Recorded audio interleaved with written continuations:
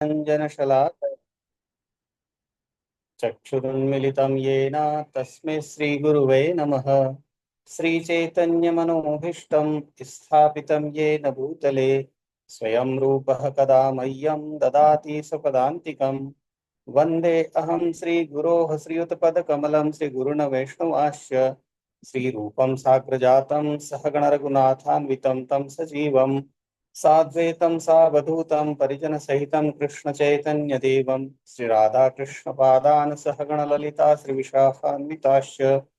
हे कृष्ण करुणा सिंधो दीनबंधो जगत्पते गोपेश गोपिका कांत राधा कांत नमोस्तुते। तप्त कांचन गौरांगी राधे वृंदावनेश्वरी वृषभानुसुते देवी प्रणमामि हरिप्रिये। वाञ्छाकल्पतरुभ्यश्च कृपा सिन्धुभ्य एव च पतितानां पावनेभ्यो वैष्णवेभ्यो नमो नमः। जय श्री कृष्ण चैतन्य प्रभु नित्यानंद श्री अद्वैत गदाधर श्रीवासादि गौर भक्तवृंद। नमो विष्णुपादाय कृष्णप्रेष्ठाय भूतले श्रीमते भक्तिवेदांत स्वामिन इति नामिने। नमस्ते सारस्वते देवे गौरवाणी प्रचारिणे निर्विशेष शून्यवादी पाश्चात देश तारिणे। हरे कृष्णा कृष्णा कृष्णा हरे हरे, हरे राम राम राम हरे हरे। हरे कृष्ण।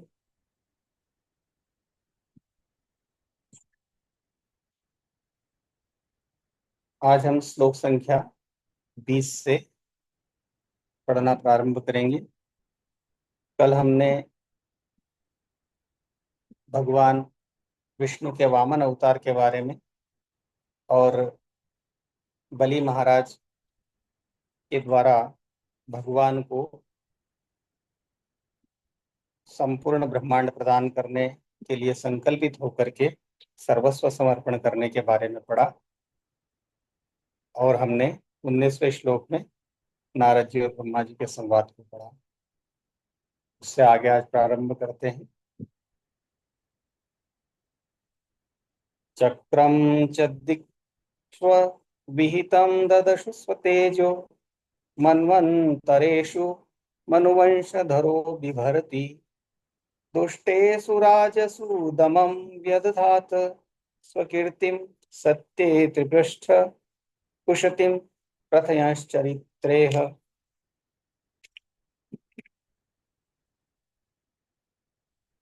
श्री भगवान ने मनु अवतार लिया और वे मनुवंश के वंशज बन गए। उन्होंने अपने शक्तिशाली सुदर्शन चक्र से दुष्ट राजाओं का दमन करके उन पर शासन किया। समस्त परिस्थितियों में अबाध रहते हुए उनका शासन उनकी महिमामयी कीर्ति से मंडित था, जो तीनों लोकों तथा ब्रह्मांड के सर्वोच्च सत्यलोक तक फैली हुई थी। प्रथम स्कंद में मनु के अवतारों की व्याख्या की जा चुकी है। ब्रह्मा के एक दिन में एक एक करके 14 मनु परिवर्तित होते हैं। इस प्रकार से ब्रह्मा के एक मास में 420 मनु और एक वर्ष में 5040 मनु होते हैं। अपनी गणना के अनुसार ब्रह्मा 100 वर्ष तक जीवित रहते हैं। अतः एक ब्रह्मा की जीवन अवधि 5,04,000 मनु होते हैं। ऐसे ब्रह्मा असंख्य होते हैं और वे महाविष्णु के एक उच्छ्वास की अवधि तक ही जीवित रहते हैं। इस प्रकार हम कल्पना कर सकते हैं कि समस्त भौतिक संसार जो श्री भगवान के चतुर्थांश शक्ति के ही बराबर होते हैं, उन्हें भी श्री भगवान के अवतार किस तरह कार्य करते हैं।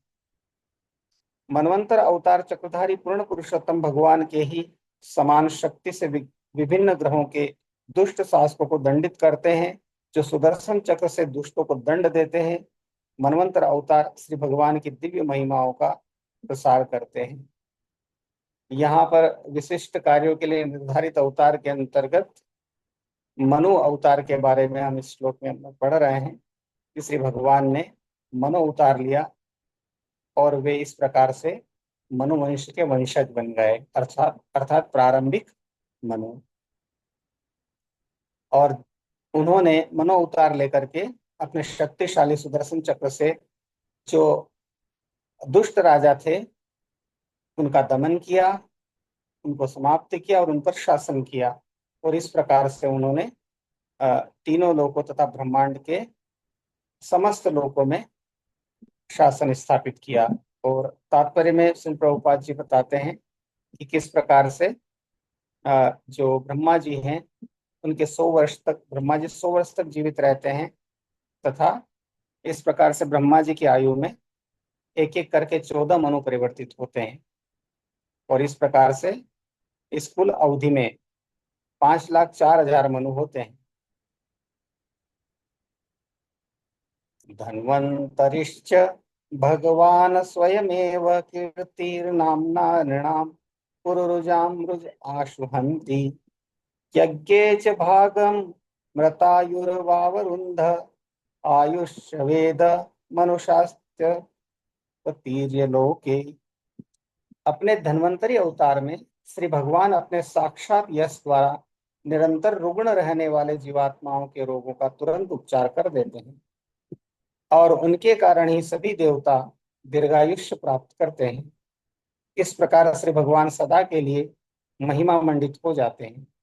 उन्होंने यज्ञों में से भी एक अंश निकाल लिया, और उन्होंने ही विश्व में औषधि विज्ञान आयुर्वेद का प्रवर्तन किया। जैसा कि श्रीमद् भागवतम के प्रारंभ में कहा जा चुका है, प्रत्येक वस्तु श्री भगवान रूपी परम स्रोत से ही उद्भूत है। अतः इस श्लोक से यही ध्वनित होता है कि श्री भगवान ने अपने धन्वंतरी अवतार में आयुर्वेद का भी प्रवर्तन किया, और इस प्रकार यह ज्ञान वेदों में वर्णित है। वेद समस्त ज्ञान के स्रोत हैं, और इस प्रकार जीवों के रोगों को पूर्ण रूप से ठीक करने की सारी जानकारी भी उनमें वर्णित है। इस श्लोक के अंतर्गत हम भगवान श्री हरि के धन्वंतरी अवतार के बारे में श्रवण कर रहे हैं, पठन कर रहे हैं। और इसमें बताया गया है कि भगवान ने अगले अवतार में धन्वंतरी अवतार लिया, और धन्वंतरी जो है प्रथम चिकित्सक माने गए सृष्टि के, इस ब्रह्मांड के जो प्रथम वैद्य।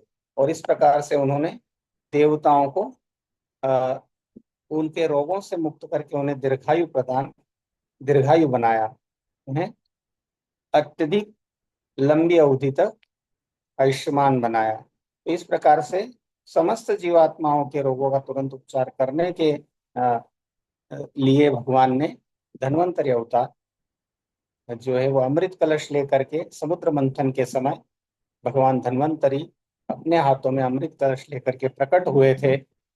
इस प्रकार से औषधि विज्ञान अर्थात आयुर्वेद का उन्होंने प्रवर्तन किया था।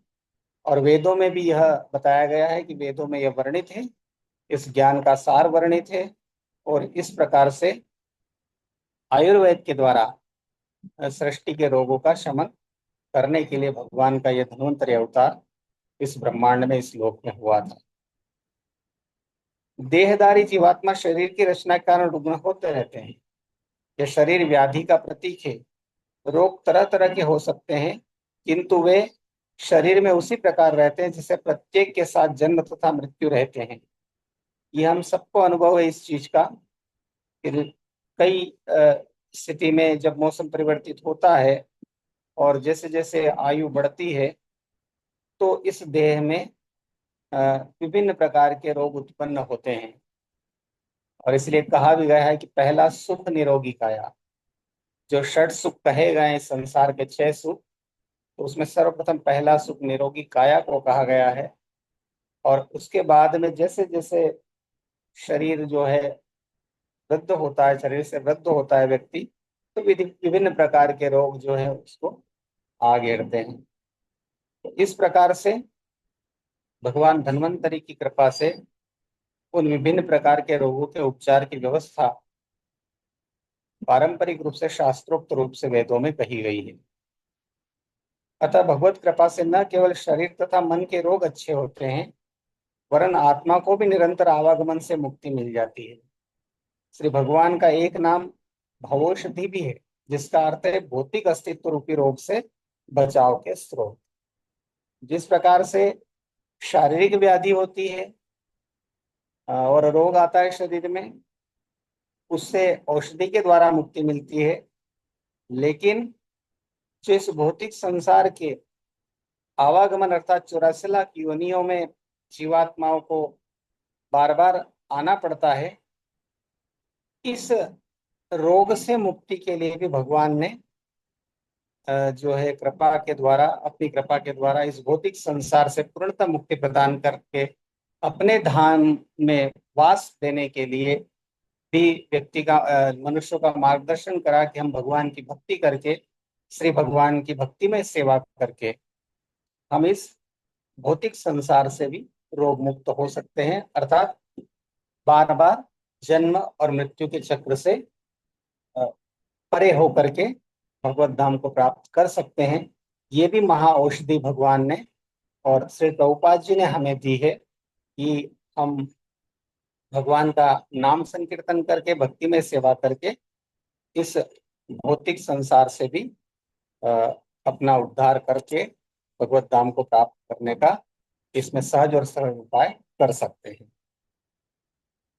क्षत्रम क्षयाय विधिनोपभृतम महात्मा ब्रह्म ध्रुवोज्जी तपथम नरकातिलिप्सु उद्यंत सावव निकट कंटक मुग्रवीर्य स्त्रिह सप्तकृत्वा पुरुधार परवेशधेन। जब शासक वर्ग, जो क्षत्रिय नाम से जाने जाते थे, परम सत्य के पद से भ्रष्ट हो गए और नरक भोगने के पात्र हो गए, तब श्री भगवान ने परशुराम ऋषि का अवतार लेकर उन वांछित राजाओं का उच्छेद किया जो पृथ्वी के लिए कंटक बने हुए थे। इस तरह उन्होंने अपने तीक्ष्ण फरसे द्वारा क्षत्रियों का 21 बार उच्छेदन किया। अब इस श्लोक में हम भगवान के परशुराम अवतार के बारे में पढ़ रहे हैं। जैसा कि हमने कल वामन अवतार के बारे में पढ़ा था, उसके बाद आज हमने भगवान धन्वंतरी मनु के अवतार, मनु के वंशज जो प्रारंभिक मनु, आदि मनु के रूप में भगवान ने अवतार लिया। और अगले श्लोक में हमने भगवान धन्वंतरी, जो आयुर्वेद के जनक कहे जाते हैं, उनका अवतार लिया। और यहाँ पर बताया गया है कि भगवान परशुराम, भगवान श्रीहरि ने परशुराम ऋषि का अवतार लिया, क्योंकि उस समय पथभ्रष्ट हो गए थे अनेक क्षत्रिय और वे नरक भोगने के पात्र हो गए थे और अराजकता चहुं ओर फैल गई थी। तब भगवान परशुराम ने सत्यावतार लेकर के उन दुष्टों का अंत किया। और यहाँ बताया गया है कि जैसा हम जानते भी हैं, पढ़ा भी हम, सुना भी है, 21 बार उन्होंने उनका जो है उच्छेदन किया, अर्थात उनको समाप्त किया। और यहीं पर जो है सहस्त्रबाहु राजा का भी प्रसंग आता है कि किस प्रकार से सहस्त्रबाहु बाहु ने बाहु को भगवान परशुराम ने दंडित किया था। उनकी हजारों भुजाएं काट दी थी और उन्हें समाप्त कर दिया था, क्योंकि उन्होंने ऋषि जमदग्नि का अपमान किया था, जो भगवान परशुराम के पिता थे ऋषि जमदग्नि। और इस प्रकार से उन्होंने क्षत्रियों का संहार करने का, उन दुष्ट राजाओं का संहार करने का संकल्प लेकर के इस धरती को उनके आतंक से मुक्त करवाया था। ब्रह्मांड के किसी भी भाग में, चाहे वह इस ग्रह में हो या अन्य ग्रहों में, शासन करने वाले क्षत्रिय वास्तव में सर्वशक्तिमान श्री भगवान के प्रतिनिधि होते हैं और वे प्रजा को भगवत साक्षात्कार की ओर अभिमुख कराने के निमित्त होते हैं। प्रभुपाद जी कह रहे हैं कि ब्रह्मांड का कोई भी भाग हो या कोई भी ग्रह हो, वहां पर जो सर्वशक्तिमान भगवान के प्रतिनिधि क्षत्रिय होते हैं, जो राजकाज की व्यवस्था को देखते हैं और इस प्रकार से वे भगवत साक्षात्कार की ओर अभिमुख कराने के निमित्त होते हैं, अर्थात भगवान का साक्षात्कार, भगवान की शक्ति को स्वीकार करने का कार्य एक प्रकार से जो है वो राजा होते हैं, वो भगवान के प्रतिनिधि कहे गए हैं, है ना। जिस प्रकार से हमने परीक्षित महाराज के बारे में पढ़ा, परीक्षित महाराज जो थे वो विधि सम्मत शासन करते थे और इस प्रकार से अपनी प्रजा को वो सभी प्रकार से पोषण करते थे और भगवत भक्ति की ओर उन्हें प्रवृत्त करते थे। तो यहाँ पर भी बताया गया है कि जो शासक होता है, शासक का ये कर्तव्य है, क्योंकि वो राजा जो है भगवान के प्रतिनिधि होते हैं, इस वजह से उन्हें इस बात का स्मरण होना चाहिए और उनका ये कर्तव्य है कि स्वयं भी जो है वह भगवान को समर्पण कर भगवान के प्रति अपना समर्पण भाव व्यक्त करते हुए उनकी सेवा करें, भगवान की भक्ति करें और शास्त्र विधि के अनुसार अपने शासन को स्थापित करें और प्रजा को भी भगवान की भक्ति की ओर अर्थात स्वयं भगवत साक्षात्कार की ओर अभिमुख कराने के कार्य को बढ़ाएं। प्रत्येक राज्य तथा इसके प्रशासक, चाहे प्रशासन जैसा भी हो, राजतंत्र, तानाशाही, लोकतंत्र इत्यादि, उनका मुख्य कर्तव्य प्रजा को भगवत साक्षात्कार की ओर अभिमुख करना है। प्रभुपाद जी की ये बात बहुत अधिक प्रासंगिक भी है आज के समय में। चाहे उन्होंने कहा कि राजतंत्र हो या तानाशाही व्यवस्था हो या लोकतंत्र हो, जैसा कि अभी लोकतंत्र है विश्व में, हमारे देश में, तो इस प्रकार से इन तीनों ही शासकों का ये दायित्व है कि वो प्रजा को भगवत साक्षात्कार की ओर अभिमुख करे, प्रवृत्त करे और शासन भी जो है वह शास्त्रोक्त विधि से चलाएं। यह सभी मनुष्यों के लिए आवश्यक है और पिता, गुरु तथा अंततः राज्य का यह कर्तव्य है कि वे प्रजा को इस ओर ले जाएं। यहाँ पर पिता और गुरु का भी कर्तव्य बताया गया है, वे प्रजा को किस ओर ले जाएं? भगवत भक्ति की ओर ले जाएं, भगवान की भक्ति में सेवा की ओर ले जाए। अर्थात व्यक्ति अगर हर कार्य को भगवान को साक्षी मान करके और भगवान की सेवा के रूप में अपना कर्तव्य समझ करके करेगा तो निश्चित रूप से रामराज की स्थापना होगी और जो है प्रजा खुशहाल होगी। और आज के समय में ये तात्पर्य जो है बहुत अधिक प्रासंगिक भी है, क्योंकि आज कहीं ना कहीं जो शासक वर्ग है वह अपने कर्तव्य पद से भटक रहा है और इस के कारण लोगों में बहुत सारी विकृतियां आ रही है। इस वजह से वे अपने कर्तव्य के प्रति दिखावा अधिक करते हैं, समर्पण कम करते हैं। भौतिक संसार का सृजन इसी उद्देश्य से हुआ है कि उन पतितात्माओं का अवसर प्राप्त हो सके जो परमपिता भगवान की इच्छाओं के विरुद्ध कार्य करके भौतिक प्रकृति द्वारा बद्ध हो गए हैं। भौतिक प्रकृति की शक्ति मनुष्य को धीरे धीरे नित्य दुखों तथा कष्टों की नारकीय अवस्था की ओर ले जाती है। जो बद्ध जीवन के निर्धारित विधानों के विपरीत कार्य करते हैं तो ब्रह्मोचित पद कहलाते हैं, जिसका अर्थ यह है कि वो परम सत्य के मार्ग का विरोध कर रहे हैं, अतः वे दंड के भागी होते हैं। भगवान परशुराम जो श्री भगवान के अवतार हैं, ऐसी ही सांसारिक परिस्थिति में प्रकट हुए और उन्होंने सभी विध्वंसकारी राजाओं का 21 बार संहार किया। उन्होंने विध्वंसकारी राजाओं का संहार किया था और 21 बार किया था, क्योंकि जब बार बार उनका आतंक पनपता था तो बार बार उन्हें इस प्रकार से उनका संहार करना पड़ा और ये प्रक्रम जो है 21 बार हुआ। उस समय अनेक क्षत्रिय राजा भागकर भारतवर्ष से बाहर चले गए और महाभारत साक्षी है कि मिस्र के राजा परशुराम के उत्पीड़न से ही शुरू शुरू में भारत के प्रवासी बने, है ना।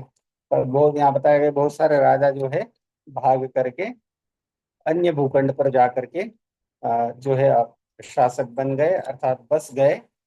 जब भी राजा या प्रशासक गण ईश्वर विहीन बनकर ईश्वर विहीन सभ्यता की व्यवस्था करते हैं तब उन्हें इसी प्रकार सभी परिस्थितियों में दंडित होना पड़ता है। यही सर्वशक्तिमान की व्यवस्था है। अर्थात हम इसका आशय यह भी लगा सकते हैं कि आज के समय में भी यदि प्रशासक गण ईश्वर विहीन सभ्यता की व्यवस्था करेंगे तो कहीं ना कहीं ये जो प्रकृति है, जो सर्वशक्तिमान व्यवस्था है, वो निश्चित रूप से उनका नियंत्रण करेगी, करती है। अर्थात जो केवल अपनी ही उन्नति में रत रहते हैं और प्रजा का पालन समुचित ढंग से नहीं करते हैं तो कहते हैं कि प्रकृति स्वयं भी जो है उसका नियंत्रण करती है और वही भगवान की सर्वशक्तिमान की व्यवस्था है कि वह जो है उस शासन को यदा यदा धर्मस्य ग्लानिर्भवति भारत अभ्युत्थानम धर्मस्य तदात्मानं सृजाम्यहम्, वो धर्म की स्थापना करते हैं दुष्टों का संहार करके। अस्मत् प्रसाद सुमुख कलया कलेश इक्ष्वाकुवंश अवतीर्य गुरोर्निर्देशे तिष्ठन् सदयितानुज आविवेश यस्मिन् विरुध्य दशकंधर आर्तिमाच्युत। इस ब्रह्मांड के समस्त जीवों पर अहेतु की कृपा के कारण पूर्ण पुरुषोत्तम भगवान अपने पूर्ण अंशों सहित महाराज इक्ष्वाकु के कुल में अपनी अंतरंगी शक्ति सीता जी के स्वामी के रूप में प्रकट हुए। वे अपने पिता महाराज दशरथ की आज्ञा से वन गए और अपनी पत्नी तथा छोटे भाई के साथ कई वर्षों तक वहां रहे। भौतिक रूप से अत्यंत शक्तिशाली 10 सिरों वाले रावण ने उनके प्रति महान अपराध किया और जिससे अंत में वह विनष्ट हो गया। यहाँ पर भगवान श्री राम के अवतार के बारे में बताया गया है कि भगवान ने जो है इक्ष्वाकु वंश में महाराज दशरथ जी के यहाँ पर अवतार लिया था, प्राकट्य हुआ था उनका। और इस प्रकार से वे पिता के वचन का पालन करते हुए 14 वर्ष के लिए वन में गए, क्योंकि भगवान को इस चराचर जगत के समस्त लोगों को, समस्त जीवों को का उद्धार करना था। और इस प्रकार से वह 14 वर्ष तक वन में गमन करके उन्होंने कई पतित बद्ध जीवों का उद्धार किया, दुष्टों को दंडित किया। और इस प्रकार से हम रामायण के अंदर पढ़ते हैं कि रावण ने बहुत अपराध किया था भगवान राम के प्रति, तो अंत में उसका कुल सहित विनाश भगवान राम ने करके इस धरती पर फिर से धर्म की ध्वजा फहराई और इस प्रकार से धर्मपरायण शासन को स्थापित किया था। भगवान श्री राम पूर्ण पुरुषोत्तम भगवान है और उनके भाई भरत, लक्ष्मण तथा शत्रुघ्न उनके पूर्ण अंश हैं। चारों भाई विष्णु तत्व है, अर्थात विष्णु तत्व भगवान विष्णु ने ही जो है अवतार लिया था। वे कभी भी सामान्य मानव नहीं थे। रामायण के अनेक अनैतिक और अज्ञानी टीकाकार भगवान श्री रामचंद्र के छोटे भाइयों को सामान्य जीवात्मा बताते हैं, किंतु ईश विज्ञान भगवत तत्व के सर्वाधिक प्रामाणिक शास्त्र इस मद भागवतम में यह स्पष्ट उल्लेख है कि उनके भाई उनके पूर्ण विस्तार थे। मूल रूप में भगवान श्री रामचंद्र वासुदेव के अवतार हैं, अर्थात श्री कृष्ण के अवतार है, वासुदेव के अवतार है, लक्ष्मण संकर्षण के। और लक्ष्मण जी जो है संकर्षण अर्थात बलराम महाराज के अवतार थे, भरत प्रद्युम्न के तथा शत्रुघ्न अनिरुद्ध के अवतार हैं, जो श्री भगवान के ही विस्तार हैं। अर्थात भगवान ने ही विस्तारित रूप में चारों भाइयों के रूप में इस धराधाम पर अवतार लिया था। लक्ष्मी के रूप में सीता श्री भगवान की अंतरंगी शक्ति हैं। वे न तो सामान्य स्त्री हैं और न ही दुर्गा की बहिरंगी शक्ति के अवतार है।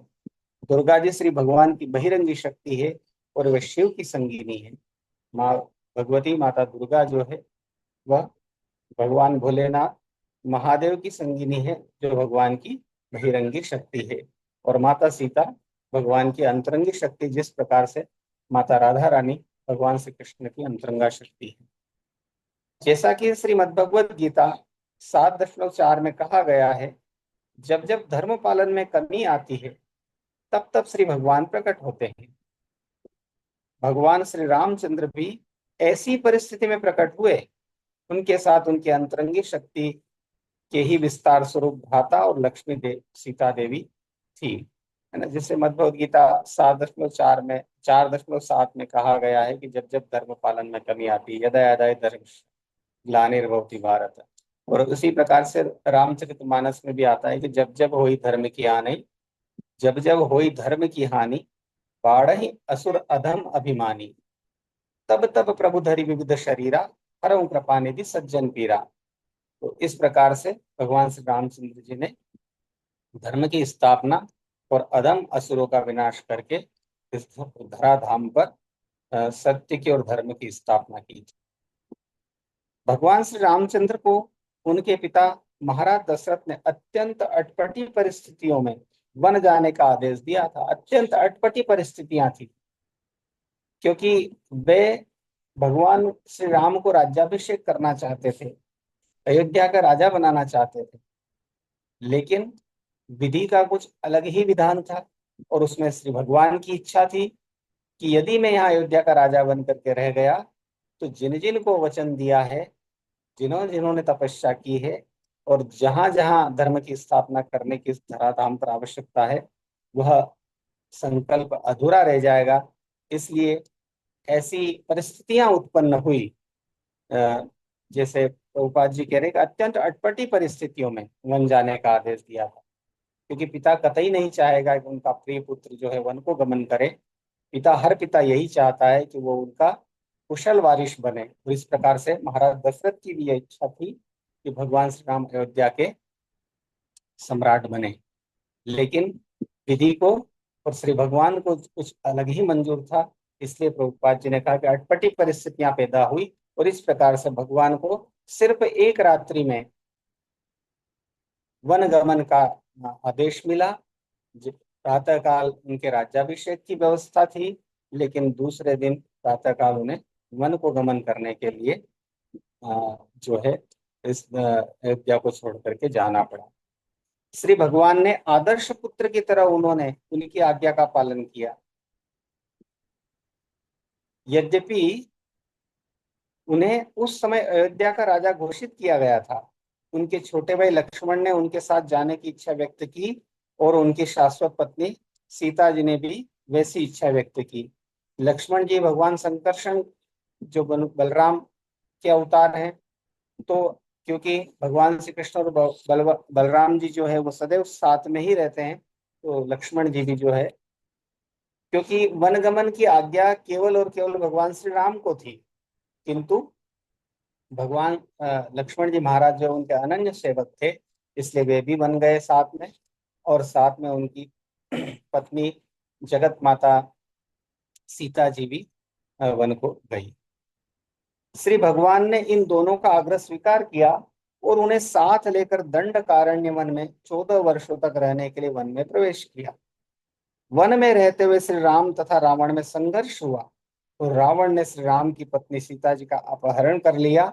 इस संघर्ष का अंत महान शक्तिशाली रावण का उसके राज्य तथा परिवार सहित विनाश के साथ हुआ, क्योंकि रावण महान विद्वान ब्राह्मण था, किंतु अत्यंत अहंकारी और दुष्प्रवृत्ति के कारण वह अंत में उसको हारना पड़ा। भगवान ने उसका सकुल कुल सहित विनाश किया और इस धरती को राक्षसों से मुक्त किया। सीता जी ऐश्वर्य की देवी लक्ष्मी है, किंतु वे किसी अन्य जीव के द्वारा भोग्या नहीं है। वे समस्त जीवों द्वारा अपने पति श्री रामचंद्र जी के साथ पूजनीय है। रावण जैसा भौतिकतावादी व्यक्ति इस महान सत्य को नहीं समझ पाता, उल्टे वह श्री राम से सीता देवी को छीनकर कष्टों को बुलावा देता है। जो भौतिकतावादी व्यक्ति ऐश्वर्य तथा संपत्ति के पीछे पड़े रहते हैं, वे रामायण से शिक्षा ग्रहण कर सकते हैं कि परमेश्वर की श्रेष्ठता को स्वीकार किए बिना श्री भगवान की प्रकृति का शोषण करना रावण की नीति है। रावण भौतिक रूप से अत्यंत समृद्ध था, यहाँ तक कि उसने अपनी राजधानी लंका को शुद्ध सोने से बनवाया था। इतनी वैभवशाली समृद्धशाली लंका नगरी थी जो सोने की बनी हुई थी, और सभी दिक्पाल रावण की सेवा करने को तत्पर रहते थे, और त्रिलोकी को उन्हें रावण ने जीत लिया था। किंतु एक अनैतिक कार्य के पीछे जो है उसका समूल नाश हो गया। किंतु चूंकि उसे भगवान श्री रामचंद्र की श्रेष्ठता मान्य न थी और उसने उनकी पत्नी सीता का अपहरण करके उनका अनादर किया था, फलतः वह मारा गया और उसके साथ उसका सारा ऐश्वर्य तथा पराक्रम नष्ट हो गया। भगवान श्री रामचंद्र क्षमोपूर्ण ऐश्वर्य से युक्त अवतार हैं, इसलिए उन्हें इस श्लोक में कलेश अर्थात समस्त ऐश्वर्यों का स्वामी कहा गया है। हरे कृष्णा। दंडवत प्रणाम प्रभु जी। श्रीधर प्रभु जी, क्या आप आगे रामायण के पठन के लिए तैयार हैं प्रभु जी?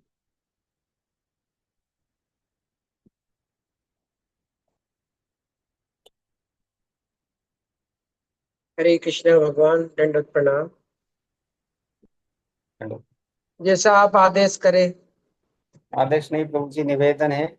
प्रभु जी का आदेश है कि हम कुछ सीखें, तो प्रयास किया। आप सबने कृपा करी, सभी भक्तगणों ने मुझे आशीर्वाद प्रदान किया और सुना, और मेरे प्रयास को सार्थक बनाया। ये आपका आशीर्वाद है, और आपको कोई आदेश नहीं, निवेदन है कि आपके श्रीमुख से अब हम आपके आशीर्वचनों को प्राप्त करेंगे।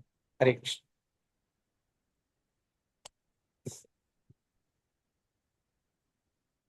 हरे कृष्ण।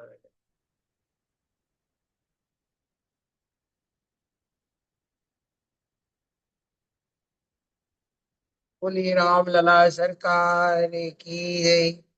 श्री हनुमान जी महाराज जी की जय। समस्त भक्त वृंद की जय। नमा पार्वती पते हर हर महादेव। त्रिकालदर्शी वाल्मीकि भगवान की जय।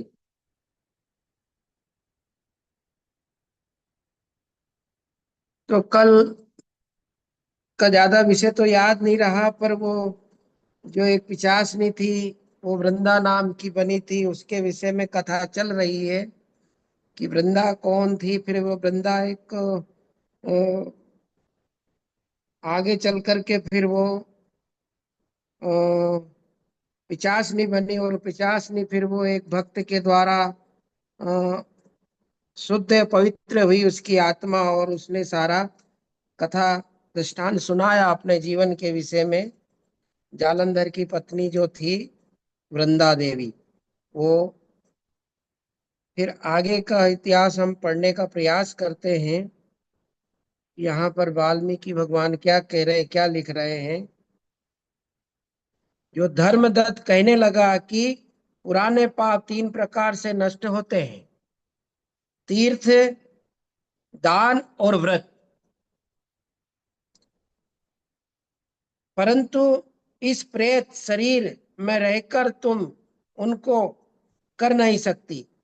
तो भी तुम्हारी इस दुर्दशा को देखकर मुझे बहुत शोक हो रहा है, और जब तक तुम्हारा इससे उद्धार ना होगा तब तक मुझे शांति ना मिलेगी। तुम्हारी यह प्रेत योनि और आगामी तीन योनियों में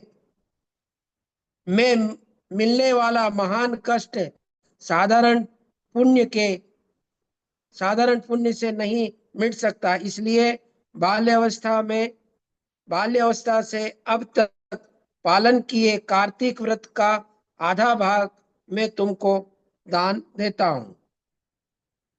उससे तुम्हारी सदगति हो जाएगी। यह निश्चित है कि कार्तिक व्रत के समान अन्य कोई दान, तीर्थ, यज्ञ नहीं हो सकता। मुदगल मुनि ने राजा दशरथ से कहा, हे राजन, मैंने जैसे ब्राह्मण धर्मदत्त ने उसके ऊपर तुलसी और जल छिड़क कर द्वादश अक्षर मंत्र पढ़ा कि वह स्त्री प्रेत तत्व से छूटकर अग्नि की लपट के समान दिव्य रूपिणी स्त्री बन गई।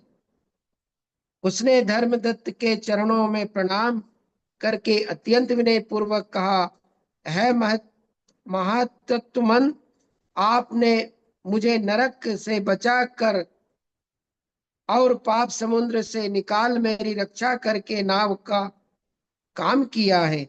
ऐसा कहते कहते उसने आकाश से एक विमान उतरते देखा, जिसमें विष्णु रूपधारी गण थे। विमान में बैठकर पुण्यशील नामक विष्णु के गणों ने कलहा को विमान में बैठा लिया। अप्सराएं उसकी सेवा में तत्पर हो गई। यह दृश्य देखकर धर्मदत्त आश्चर्य करने लगा, और उसने दोनों विष्णु गणों के चरणों में प्रणाम किया। उन दोनों ने भी महान उस महान धर्मात्मा की प्रशंसा करते हुए कहा, हे महा पुण्यवाह द्विज पुण्य, तुम धन्य हो। तुम दीनों पर दया करने वाले, धर्म के सच्चे ज्ञाता, विष्णु भगवान की भक्ति में तत्पर और विष्णु का व्रत करने वाले हो। तुमने बचपन से ही कार्तिक मास का व्रत करके जो अपूर्व पुण्य कमाया था, उसका आधा तुमको दान कर दिया। इससे तुम्हारा पुण्य दुगना हो गया।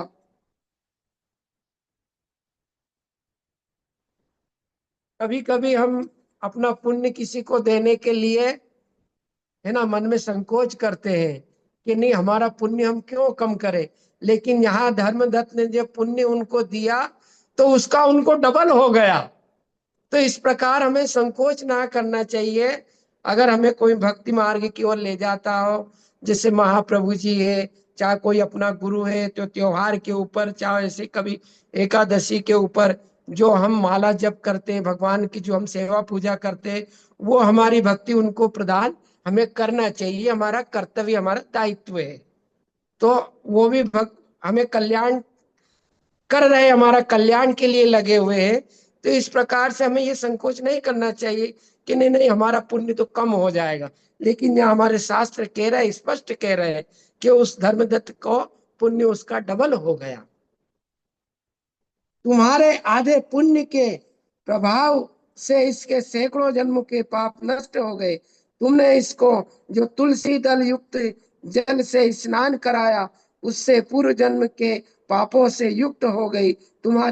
विष्णु तुम्हारे विष्णु जागरण के प्रभाव से यह विमान आया है पुण्य पुंज।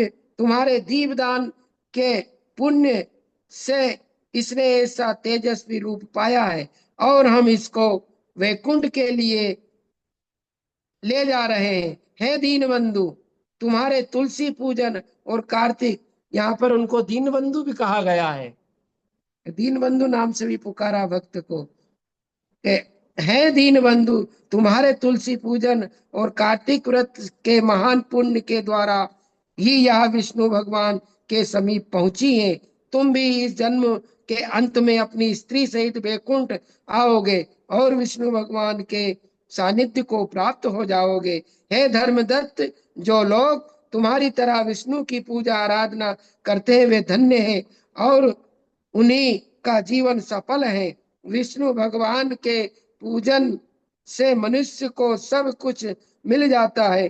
पूर्व काल में उन्हीं ने राजा उत्तानपाद के पुत्र ध्रुव को उस सर्वोच्च पद का पर स्थापित किया था, जिनका नाम स्मरण करने से मनुष्य का उद्धार हो जाता है, जिनका नाम लेने से मगर द्वारा पकड़ा गया गजेंद्र छूट कर विष्णु लोक को प्राप्त होकर जय नाम वाला भगवान का द्वारपाल बना। फिर मगर भी विष्णु का स्मरण करके बैकुंठ में विजय नाम का द्वारपाल बन गया। तुमने भी विष्णु भगवान की उपासना मन वचन कर्म से की है, इसलिए तुम अपनी दोनों स्त्रियों के साथ हजारों वर्ष तक विष्णु लोक में रहोगे। फिर जब पृथ्वी पर जन्म लोगे तो सूर्यवंश के प्रसिद्ध राजा दशरथ बनोगे, और दोनों स्त्रियां तुम्हारी रानी होगी। कहां से कहां पहुंच गई कथा। वह यह आधे पुण्य को पाने वाली कहलाई तुम्हारी तीसरी रानी केकई हो गई होगी। पृथ्वी पर भी भगवान सदा तुम्हारे निकट रहेंगे। वे देवताओं के कार्य के निमित्त तुम्हारे पुत्र बनेंगे, और रावण आदि को मारकर महान राजा नरेश बनेंगे। तुमने जन्म से जो यह व्रत धारण किया है, इससे बढ़कर कोई यज्ञदान तीर्थ नहीं है, इसलिए आगे भी आप विष्णु के व्रत का पालन करने वाले और ईर्षा द्वेष से रहित समदर्शी बनो। हे द्विज, तुम सदैव कार्तिक माह, चैत्र माह, वैशाख मास के महीनों में प्रातः काल स्नान करते हुए एकादशी का व्रत और तुलसी का पूजन करो। ब्राह्मण, गो और विष्णु भक्तों की सेवा करते रहो। मसूर, सोवीर और बैगन आदि का त्याग कर दो। यहाँ पर मसूर, सोवीर और बैगन का भी त्याग बताया गया है भगवत भक्तों के लिए। हे धर्मदत्त, इस प्रकार के आचरण से तुम भी जय विजय और तुम्हारी तरह विष्णु के परम पद को प्राप्त हो सकोगे। हे द्विजवर, तुमने विष्णु का यह व्रत किया, इसके लिए धन्य हो। इस प्रकार दोनों विष्णु दूत धर्मदत्त को प्रेरणा देकर कलह के साथ वैकुंठ को चले गए। धर्मदत्त भी प्रतिवर्ष व्रत करता हुआ अंत समय में दोनों स्त्रियों सहित वैकुंठ में गया। बहुत काल तक वहां रहकर वहां अब वही तुम महान भूपति बने हो। तुम अपनी तीनों स्त्रियों के साथ वही आए। विष्णु जी तुम्हारे पुत्र राम बने, शेष भी लक्ष्मण बने, ब्रह्मा भरत बने और चक्र शत्रुघ्न बने। ये आज भागवत में भी कथा आई और आज यहाँ भी संयोग से कथा आ गई। तुमने जो कुछ जानना चाहा वह सब मैंने तुमको सुना दिया। साक्षात नारायण तुम्हारे पुत्र पुत्र हुए, इससे तुम धन्य हो। ऐसा कहकर मुदगल जी ने दशरथ की पूजा की और राम लक्ष्मण आदि का आलिंगन करके अपने को कृतार्थ समझा। फिर राजा सेना के साथ हर्षपूर्वक अयोध्यापुरी पहुंचे। राजा के आगमन का समाचार जानकर मंत्रियों तथा नागरियों ने अयोध्या को झंडियों और द्वारों को सजा दिया। सड़क पर चंदन का छिड़काव कर गाजे बाजे के साथ राजा को नगर में लाए। भगवान कब तक पढ़ना है? समय बता दीजिए।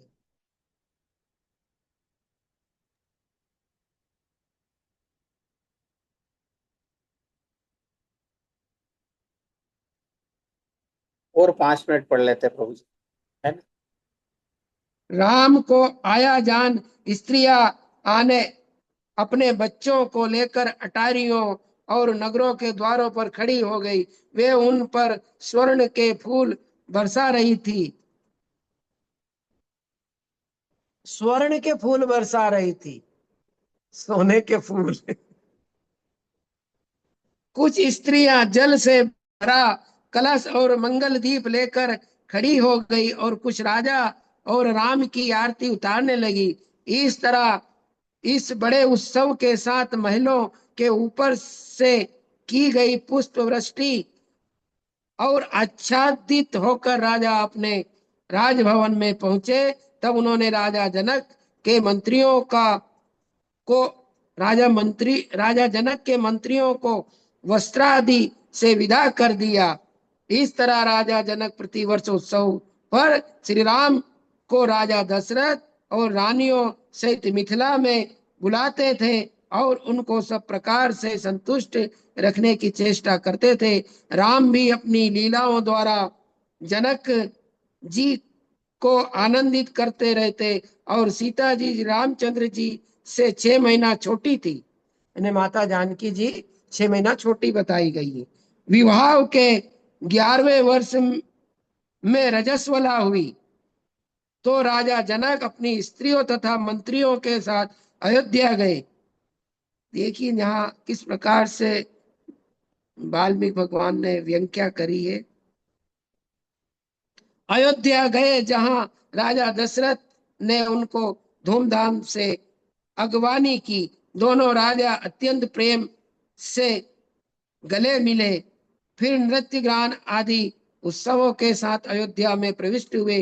तत्पश्चात अनेक मंडपों, तोरणों, कदली स्तंभों, पुष्प मालाओं, ईख के दंडों, चामरों द्वारा द्वार वाले मंडपों, घंटा घंटी घड़ियाल, छोटी घंटी घंटिया के शब्दों, दर्पणों, चंदोवों एवं दीपकों की पंक्तियों के साथ महान उत्सव मनाते हुए गुरु वशिष्ठ जी ने पुण्य मुनियों के साथ राम सीता पूर्व गर्भधान संस्कार संपन्न किया। तब राजा जनक ने रानियों, पुत्रों और पुत्र वधुओं सहित राजा दशरथ को वस्त्रालंकार सहित पूजा की। महाराज जनक अयोध्या में 1 मास तक आनंद पूर्वक रहकर मिथिला को लौट गए। श्री राम और सीता जी स्वर्ण और रत्नों से युक्त महलों में रहकर अनेक प्रकार के भोग भोगने लगे। स्वर्ण के आभूषण पहने हुई दासियां उनका पंखा झुला करती थी। राजा जनक ने इसी प्रकार प्रत्येक जामाता के गर्भधान संस्कार के समय अयोध्या में आकर अनेक प्रकार के उत्सव किए और वहां घर घर में बाजे बजे। इस प्रकार अयोध्या मंगल भवन बन गई। कहीं कोई अशुभ बात ना थी, कोई दुखी दरिद्र ऋणी अथवा व्याधिग्रस्त न था। तब चारों भाई अपने अपने महलों में रहकर रहकर गृहस्थ धर्म का पालन करने लगे। ठीक है भगवान, यहीं तक। जी प्रभु जी, धन्यवाद। हरे कृष्णा। सभी भक्तों को दंडवत प्रणाम। ठीक। हमारे मुरारी प्रभु जी का थोड़ा स्वास्थ्य नरम है, भगवान से सब प्रार्थना करते हैं कि प्रभु जी को बहुत शीघ्र स्वस्थ करें।